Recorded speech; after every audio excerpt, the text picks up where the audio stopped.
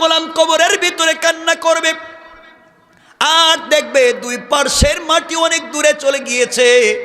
লোকটাকে আঘাত করবে, একদিকের হাড় অপর দিকে ঢুকে যাবে।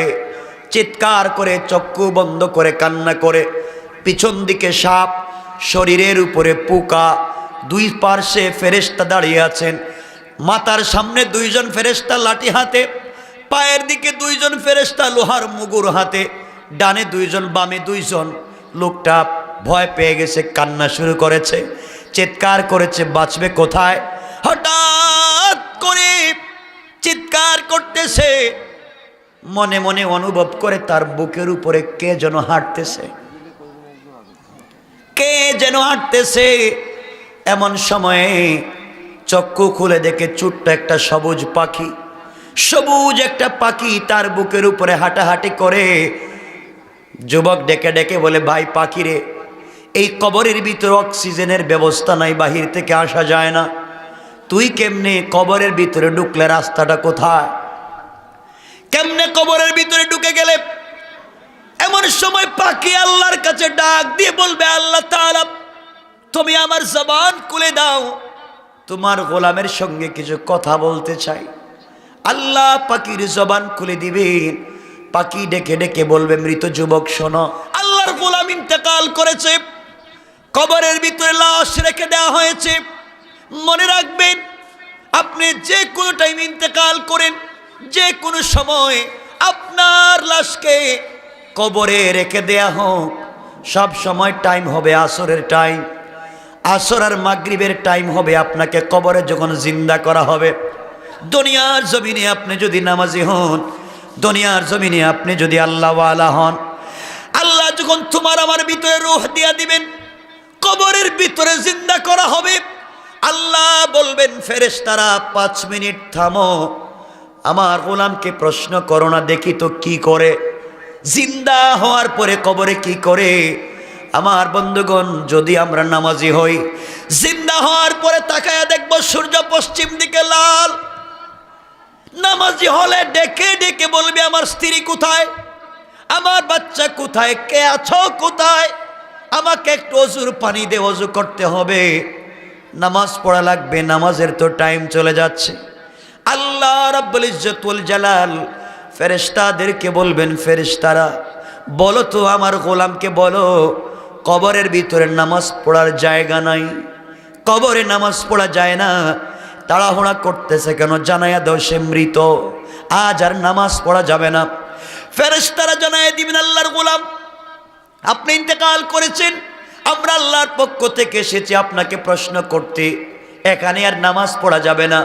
আল্লাহর গোলাম কান্না শুরু করে বলবে, আল্লাহ তাআলা মওত যখন দিয়েছো, আসরের টাইমে কেন দিলা? আসরের নামাজ পড়ার তুমি সুযোগ দিলা না, সূর্য তো লাল হয়ে গেল, একটা সেজদা তোমাকে বেশি দিতে পারলাম না। আল্লাহ রাব্বুল ইজ্জত ওয়াল জালাল ডেকে ডেকে বলবেন, ফেরেশতারা খবরদার, যেই গোলাম মাটির নিচে এসে আমি আল্লাহর পায়ে সেজদা দেওয়াকে ভুলে যায় না, তাকে প্রশ্ন করার প্রয়োজন নাই, ওই গোলামের সকল প্রশ্নের জিম্মাদার স্বয়ং আমি আল্লাহ। কেন চিনেন না? সেই রবকে আপনি চিনেন না। আর যদি এই লোকটা বেনামাজি হয়, কবরের ভিতরে রাখবার পরে জানেন না রে ভাই, এই বডিকে ভালো রাখবার জন্য কত ক্রিম ইউজ করেন, অলিভ অয়েল দেন, ভেবুয়েল দেন, ভ্যাসলিন দেন, কত ধরনের ক্রিম, লোশন, পাউডার ইউজ করেন, কিন্তু আপনি জানেন না, মরে দেখেন 3 দিন আপনার লাশ রাখলেই শরীর থেকে পোকা বের হবে, আপনার নাকে দিয়া পোকা ঢুকবে, আপনার কানে দিয়া পোকা ঢুকবে, আপনার এই সুন্দর ফেস, সুন্দর ঠোঁট আর থাকবে না, বডি সুন্দর থাকবে না, সব নষ্ট হয়ে যাবে। কার জন্য আপনি সময় নষ্ট করতেছেন? কবরের ভিতর আল্লাহর গোলামকে রাখবার পরে 70টা সাপ হা করে আল্লাহর গোলামের দিকে তাকায় আছে, খেয়ে ফেলবে। ও ভাই মনে রাখো,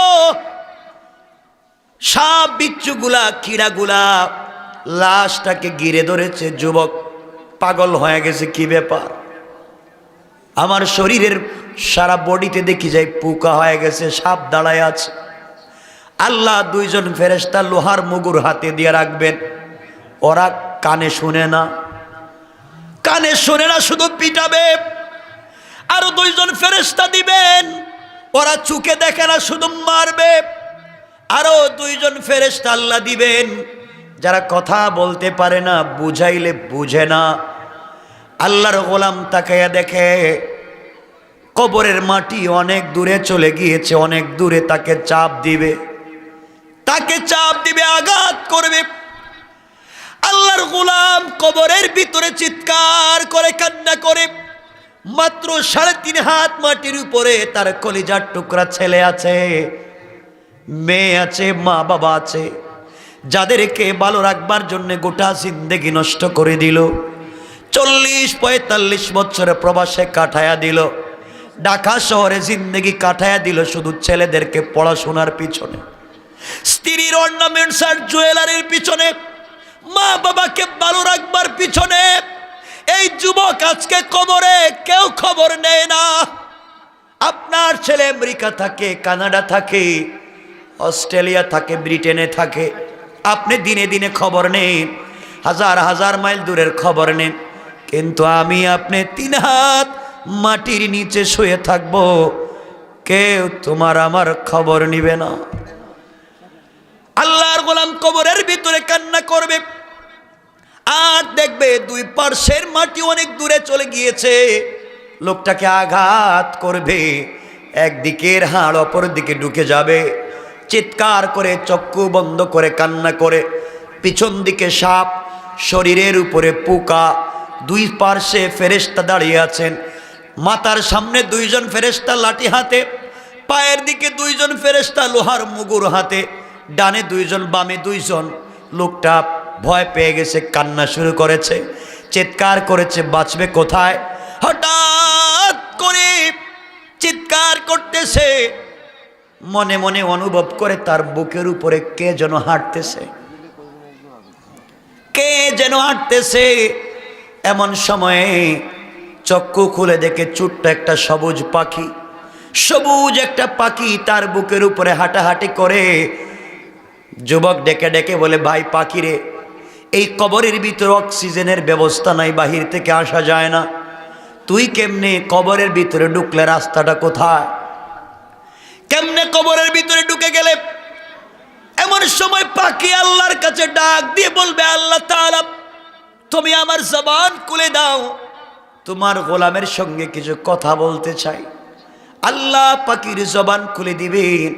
পাখি ডেকে ডেকে বলবে, মৃত যুবক শোনো, আমি দুনিয়ার গাছের ডালে ডালে বসা সাধারণ কোনো পাখি না। আজকে তোমার বিপদের সময়, তোমার বন্ধু বান্ধব কেউ তোমার কাছে নাই, বন্ধুর পরিচয় তো বিপদের সময়। কবরের ভিতরে তুমি বিপদে, কেউ তোমার পাশে নাই, তোমার ছেলে নাই, তোমার মেয়ে নাই, তোমার স্ত্রী নাই, তোমার ভাই নাই, তোমার বোন নাই, তোমার মা বাবা নাই, তোমার বন্ধু বান্ধব নাই, বন্ধুর পরিচয় বিপদে কেউ নাই। আমি তোমার বুকের উপরে বসে গেলাম। এই কথা বলে পাখি তার 2টা ডানা কবরের 2 পার্শ্বে ধাক্কা দিয়ে বলবে, নাওম কা নাওমাতিল আরুস। ও যুবক, তুমি আমাকে চিনো না, আমি দুনিয়ার সাধারণ পাখি না। তুমি যত অন্যায় করো না কেন, তুমি যে প্রতি রাত্রে ঘুমাবার আগে সূরা মুলক তিলাওয়াত করে ঘুমিয়ে যেতে, আল্লাহর কালামের একটা ছোট্ট সূরা, সূরা আল মুলক, তাবারাকাল্লাযী সূরা তুমি তিলাওয়াত করে ঘুমিয়ে যেতে, আজ বিপদের দিনে আমার আল্লাহ কোরআনের এই সূরা মুলকটাকে পাখির সূরা ধরায়া তোমার বুকের উপরে বসায়া দিয়েছে। আমি 2টা আমার ডানা কবরের 2 পারে রেখে দিলাম, তুমি ঘুমাও আমার ডানার নিচে, কিয়ামত পর্যন্ত কেউ তোমাকে আঘাত আর আযাব দিতে পারবে না।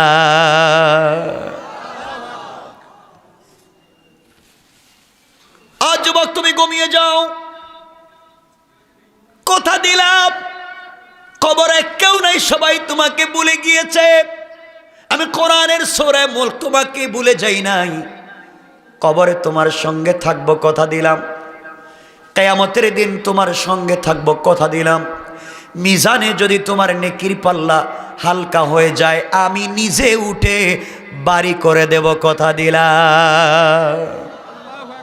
তোমাকে পুলসিরাত পার করে জান্নাতে না নেওয়া পর্যন্ত আমার সুপারিশ বন্ধ হবে না। এই কোরআন কিয়ামতের দিনে আল্লাহর কাছে ডেকে ডেকে বলবে, আল্লাহ এই লোকটাকে তুমি জাহান্নামী বলে ফয়সালা করে দিয়েছো, কিন্তু লোকটা তো আমাকে রাত্রবেলা তেলাওয়াত করতো, তুমি বলো আমি কোরআন কি তোমার কালাম না, তুমি কি পড়ো নাই? আল্লাহ ওই দিন আমাকে অস্বীকার করতে পারবেন না। আমি বলবো, আল্লাহ তুমি যদি আমাকে অস্বীকার করতে না পারো, আমি কথা দিলাম তুমি যতক্ষণ পর্যন্ত এই লোকটাকে জান্নাতে দিবা না আমি কোরআন সুপারিশ বন্ধ করে দিব না। কথায় কথা চলে আসে। রাসূল পাককে যখন রওজা শরীফে শোয়া দেওয়া হলো, হযরত আলী চিন্তা করলেন আর বিশ্বনবীকে কোনোদিন দেখা যাবে না। হযরত আলী রওজার ভিতরে কবরের ভিতরে ঢুকে পড়লেন, রাসূলের মুখ মুবারক থেকে কাপড় সরাইয়া দিলেন। হযরত আলী তাকায়া দেখেন কবরের ভিতরে আমার নবীর ঠোঁট নড়তেছে।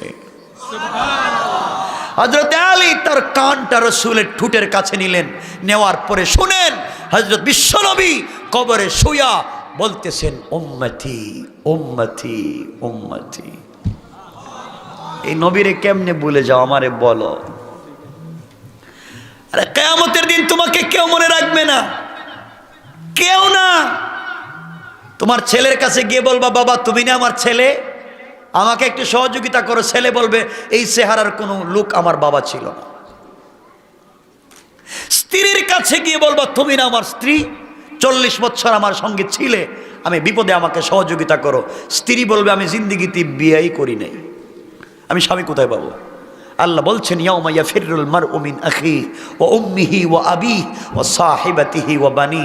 এটা সুন্দর বুঝাবার পরেও আপনি বিশ্বাস করতেছেন না। ওই দিন আপনাকে হেফাজত করতে পারেন, সুপারিশ করতে পারেন একমাত্র তোমার নবী, আমার নবী, বিশ্ব নবী। সুবহানাল্লাহ বললেন না? এই লোকটাকে কেমনে ভুলে যাও, কেমনে ভুলে যাও? আমার নবী যে আয়েশাকে বলেছেন, আমার মা আয়েশাকে বলেছেন, আয়েশা রে কিয়ামতের দিনে কেমন কন্ডিশন হবে তুমি জানো না? সকল মানুষ তো কবর থেকে উলঙ্গ হয়ে উঠবে। আয়েশা ডেকে বলেন, ইয়া রাসূলুল্লাহ, কবর থেকে মানুষ উলঙ্গ হয়ে উঠবে, আমরাও কি? মানুষ কি আমাদের দিকে তাকাবে না? মনোযোগ দিয়ে শুনেন, দিলে কথাগুলো বসায়া দিতে চাচ্ছি। আল্লাহ নবী জবাব দিলেন, আয়েশা রে কেউ একজন আরেকজনের দিকে তাকাবে দূরের কথা, নিজের দিকে তাকাবার সময় নাই। ওই কথা বলে আমার নবী বলেন, আয়েশা একজন পয়গম্বরের নাম মুসা কালিমুল্লাহ,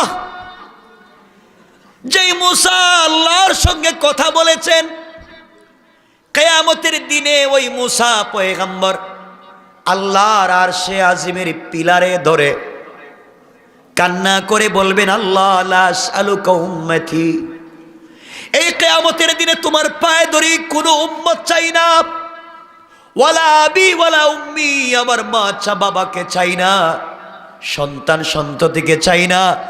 আল্লাহ আসআলুকা নফসি নফসি নফসি। মুসা বলবেন, আল্লাহ আমাকে বাঁচাও, আমাকে বাঁচাও, আমাকে বাঁচাও। ওই দিন আমরা দৌড়ে যাব বাবা আদম সফিউল্লাহর কাছে। আদম সফিউল্লাহ বলবেন, মাফ চাই, আজকের দিনে আল্লাহর সঙ্গে কথা বলার পাওয়ার আমার নাই। আমরা যাব ইব্রাহিম খলিলুল্লাহর কাছে, বাবা আপনি একটু কথা বলেন। ইব্রাহিম বলবেন, আমিও পারবো না, আমি যাব না আল্লাহর কাছে। আমরা যাব মুসা কালিমুল্লাহর কাছে, তিনি বলবেন পারবো না। আমরা যাব হিজকিলের কাছে, ইউসা ইবনে নুনের কাছে, জাকারিয়ার কাছে, ইউসুফের কাছে, ইয়াকুবের কাছে। কেউ তোমাকে আমাকে সাপোর্ট দিবে না। ঈসা আলাইহিস সালামের কাছে যাওয়ার পরে ঈসা বলবেন, কিয়ামতের মাঠে দৌড়ে লাভ নাই, আজকের দিনে কেউ তোমাকে সাপোর্ট দিবে না, সহযোগিতা করবে না। খুঁজে দেখো কিয়ামতের মাঠে, খুঁজে দেখো বিশ্ব নবী আখেরি জামানার পয়গম্বর কোথায়। এই নবীরে খুঁজো, দেখো উনি কোথায় আছে। পাগলের মতো দৌড়ে আসে সেই নবীর কাছে যাব। সেই নবী মাকামে মাহমুদে পড়ে আল্লাহকে ডাক দিয়া বলবেন, আল্লাহ আমনি মাথা উঠাবো না, আগে তুমি বলো কিয়ামতের মাঠে বিচার কার্য শুরু করো না কেন? আল্লাহ বলবেন, বন্ধুরে মাথা উঠাও, মাথা উঠাও, মাথা উঠাও। নবীজি বলবেন, আল্লাহ মাথা উঠাবো এক শর্তে, তুমি আগে বলো আমার উম্মতের কি হালত হবে। কেমনে ভুলে যাও সেই রসুলকে? কষ্ট পাচ্ছেন আমার কথায়? আরে রসুল গিয়েছিলেন মেরাজে। আল্লাহ রসুল আল্লাহকে বলছিলেন, আল্লাহ আমার একটা দোয়া শিখাও না কেন? দোয়া, এই দোয়াটা দুনিয়ায় গিয়ে আমি আমার উম্মতের জন্য করব, আমার একটা উম্মতকে তুমি জাহান্নামে দিতে পারবা না। আল্লাহ বলেন, যাও তোমার একটা দোয়া শিক্ষা দিলাম। নবীজি দোয়া নিয়ে বলছেন, আল্লাহ আপনি আমাকে কি মনে করছেন, আমি কি চালাক কম? এই দোয়াটা দুনিয়ায় করব না, এটা রাইখে দিলাম। আল্লাহ বলছেন, কেন? সকল নবীদেরকে দোয়া শিক্ষা দিলাম, তারা উম্মতের জন্য দুনিয়ায় দোয়া করেছে, তুমি করবে না কেন? আল্লাহ আমি যদি দোয়া করি আজকে, আমার উম্মত তো 1450 বছর পরে আইসা এই লাউতলি কলেজ মাঠে বৈশা বৈশা কাঁদবে, ওরা তো আমার দোয়ার ভিতরে ঢুকলো না। আল্লাহ আমি দোয়া রেখে দিলাম, কিয়ামতের দিনে জাহান্নামের গেইটে দাঁড়াইয়া এই দোয়া করব, আপনি আমার একটা উম্মতকেও জাহান্নামে দিতে পারবা না। কি হয়েছে আপনার? কেন সেই রসুলকে চিনলেন না? কেন চিনলেন না? আমার দুঃখ এই জায়গায়, যে মানুষটা গোটা জিন্দেগি শুধু উম্মত উম্মত উম্মত, কিয়ামতের দিন উম্মত। কষ্ট পাচ্ছেন আপনার আমার কথায়? কথা তো অনেক লম্বা, সেই রসুলের কথাই বলতেছি, কিন্তু খুব লম্বা করবো না কথা। আপনাদের অসুবিধা হচ্ছে আমি বুঝতেছি, একটু হাত উঠে দেখান কার কার অসুবিধা হচ্ছে। হচ্ছে? অসুবিধা হয়? হাত এমনি উঠে যায় না? এটা এমনি, এটা উঠে যায়, এটা এমনি। আমার বন্ধুগণ মনোযোগ দিয়ে শোনেন কি বলতে চাই। সেই রাসূল পাক সাল্লাল্লাহু আলাইহি ওয়াসাল্লাম কিয়ামতের দিনে আল্লাহ বলবেন, বন্ধু তোমার জন্য জান্নাতুল ফেরদাউস থেকে চেয়ার এনেছি, চেয়ারে বসো। তোমার জন্য জান্নাত থেকে পোশাক এনেছে, পোশাক পরো। নবীজি বলবেন, আল্লাহ তোমার চেয়ার তুমি রাখো, তোমার পোশাক তুমি রাখো। আমি যদি চেয়ারে বসে থাকি, মিজানে পুলসিরাতে জাহান্নামের গেটে আমার উম্মতের কি হবে আমি জানতে পারবো না। একটু জোরে পড়েন না সুবহান, আওয়াজ করে পড়েন না সুবহান। আমি আলোচনার শুরুতে যা বলেছিলাম এখন এসে তাই বুঝাচ্ছি, মনে রাখবেন। আমার নবী বসবেন না, হঠাৎ করে বিশ্ব নবীর মনে পড়বে আমার উম্মতেরা কোথায় আছে, না জানি পানির তৃষ্ণায় মরে যায়। দৌড়াইয়া সেই নবী আসবেন, হাউজে কাউসারের পারে এসে দেখবেন তোমার আমার জিহ্বা বের হয়ে আছে। নবীজি বলবেন, উম্মত আয় রে আমার কাছে আয়, এক গ্লাস হাউজে কাউসার পান কর। নবীজি নিজের হাতে পান করাইয়া বলবেন, যা রে যা, জান্নাতে না যাওয়া পর্যন্ত যদি 1 কোটি বছর চলে যায় আর কোনোদিন তৃষ্ণা লাগবে না।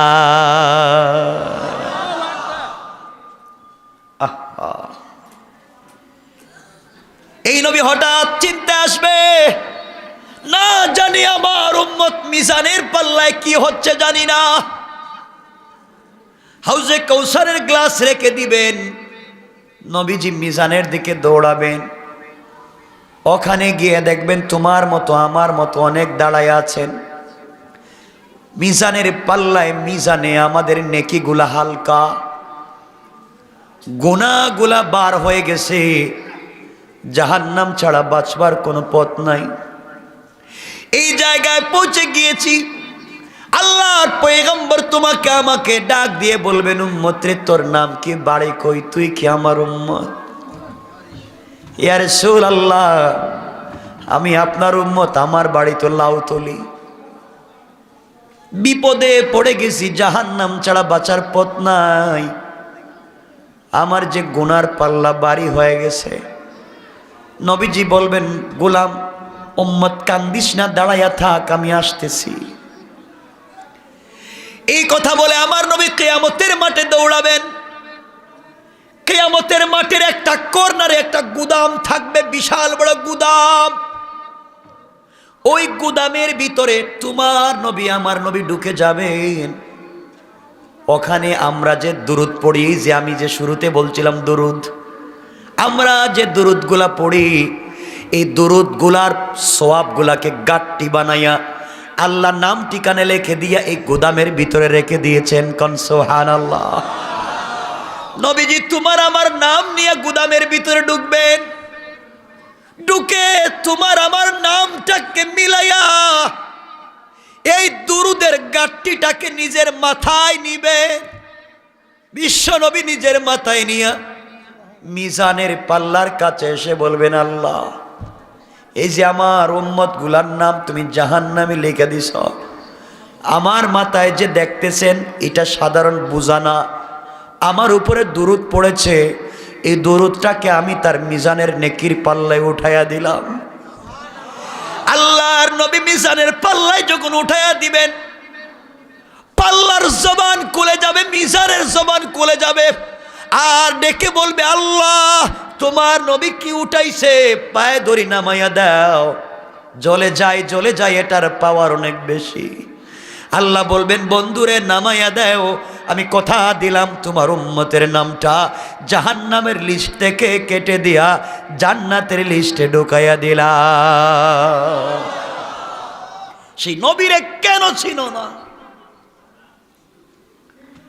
আবার বিশ্বনবী দৌড়াবেন পুলসিরাতের দিকে, ওখানে গিয়ে দেখবেন তুমি আমি দাঁড়িয়ে আছি, পার হচ্ছি না, না জানি মরে যাই, পুলসিরাতে উঠলেই নাকি জাহান্নামে চলে যায়। নবীজি বলবেন, তোমার নাম কি, তোমার বাড়ি কই, ঠিকানা নিয়ে আবার যাবেন এই গুদামে। তোমার জন্য আমার জন্য যদি দুনিয়া দুরুদ পড়ে থাকি, নবীজির উপরে যদি দুরুদ পড়ে থাকি, দুরুদ নিয়ে আসবেন, এসে পুলসিরাতের উপরে ধরে ফেলবেন। পুলসিরাত বলবে, আল্লাহর রাসূল আপনি যদি দুরুদ এগুলো এভাবে রাখেন, পুলসিরাত থাকবে না, ব্রিজ থাকবে না, জ্বলে যাবে। আল্লাহ বলবেন, বন্ধু সরাইয়া দাও, তোমার উম্মত এখানে দাঁড়াইয়া থাকবে না, আমি বিদ্যুতের গতিতে পার করাইয়া দিলাম। সেই নবীর কেন ছিল না? আবার বিশ্বনবীর মনে পড়বে, আমার উম্মত না জানি জাহান্নামে ঢুকে গেল, দৌড়াইয়া জাহান্নামের দিকে যাবেন।